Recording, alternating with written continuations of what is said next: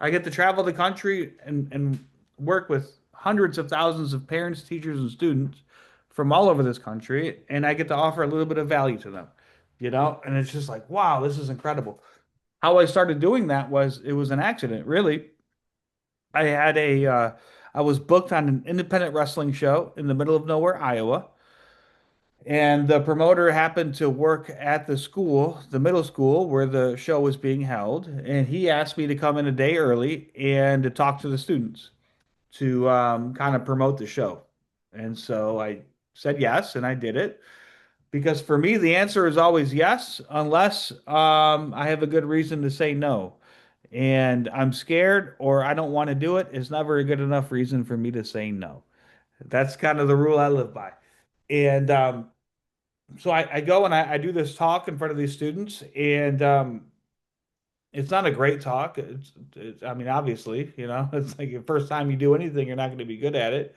I would imagine your first podcast wasn't very good compared to what how it is now, Stanley, you know. And I'm giving this talk, and then all of a sudden I realize that I'm really enjoying what I'm doing. There's a moment there where I'm connecting with the students, and I think to myself, "Oh, I want to do more of this." So I go home and I Google youth motivational speakers, and I get a list of like 20 websites, 20 emails, 20 contact forms, and I fill all of them out, and I reach out to every single speaker that I find, and I say, "Hey, my name is Zach.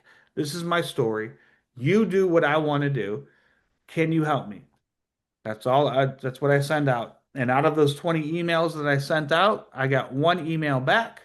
And his name is Carlos Ojeda Jr., and he is the best speaker in the world. And he is the CEO and co-founder of CoolSpeak, the company that I work for now. This was 13, 14 years ago. And the only reason he emailed me back was because he recognized my name because he was a fan of WWE back when I wrestled for WWE. So he thought to himself, Zach, I know Zach Gowen. Let me talk to him. And then that was the first domino that opened the door to the life that I get to live now. What are some things that you discuss with the students that you speak with?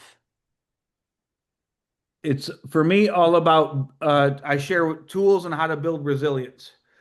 I share I share the principles that are time tested, scientifically proven, and principles that I employ and that I live to the best of my ability on a day-to-day basis. And I become a demonstration of what living a principled life can bring. And I share about the ability to ask for help, how important that is, and how to do that because life is hard. Everyone's going to struggle, no matter who you are, where you're from, or what you look like. Developing the ability to ask for help is the strongest asset that I have. The ability to receive help, that's another big one. Because a lot of us can say, "Hey, listen, I'm struggling with this or I need help." And then we get the answer that we need, but it isn't the answer that we want. And so there's some resistance to it. Now all of a sudden our ego is being attacked. Now all of a sudden our fear button is being pushed and we push back and we don't make the necessary steps to change. Now we continue to stay stuck. The ability to reach back and help somebody else out. So leadership through service, being part of a community, being part of something bigger than you. All of these, man, this I take all of these principles and I put them into into a program and I put it into language that students and parents and teachers can digest. And hopefully it makes an impact. Hopefully it connects. And then the idea is they take my talk or my workshop or my workbook or whatever it is, and they implement those ideas into their lives to improve their lives. That's so amazing. You're out there making a difference and you're talking to these kids. I'm sure you get a lot of feedback from these students after you finish your talks. Tons of feedback, tons of feedback. And now it's never been more important to have examples, living examples of what can be possible. There's a lot of despondency. There's a lot of apathy out there, and there's a lot of disconnect with students and in the outside world. The idea is that the world is a very, very big place, and there's lots of possibilities, and there's many paths to success, and you can be successful, you can be happy, you can be joyous, and you can be free no matter what you've seen, what you've been through, or what has happened to you. It's possible. And a lot of students, not only students, but a lot of adults, between me and you, Stanley, I'm sure you go out in public and you see the insanity that's out there, man. Um, a lot of people, I think, can use this message for sure. Yeah, you got an inspiring one. You're aiming to pay it forward to other people. Amen. What is it about giving back to the community that gives you the most joy?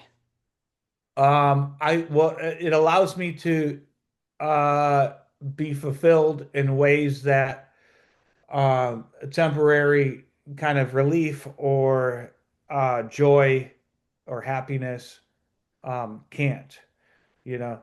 Uh I think fulfillment should be the goal rather than feeling good. Fulfillment over feeling good. That's my next t-shirt that I'm gonna Hey, that's a good one. Yeah. I think if more people search for fulfillment versus feeling good, I think society will be in a much better place. I really do. But the idea is helping others helps me ultimately, you know. It allows me to sharpen my tools in my toolbox so that I can deal with the stuff that life throws at me. Um, and ultimately allows me to be a better husband and a better father. Kindness goes a long way, and the more we can spread kindness and joy to other people, it'll just make the world a better place. I think so, man. I'm with you on that.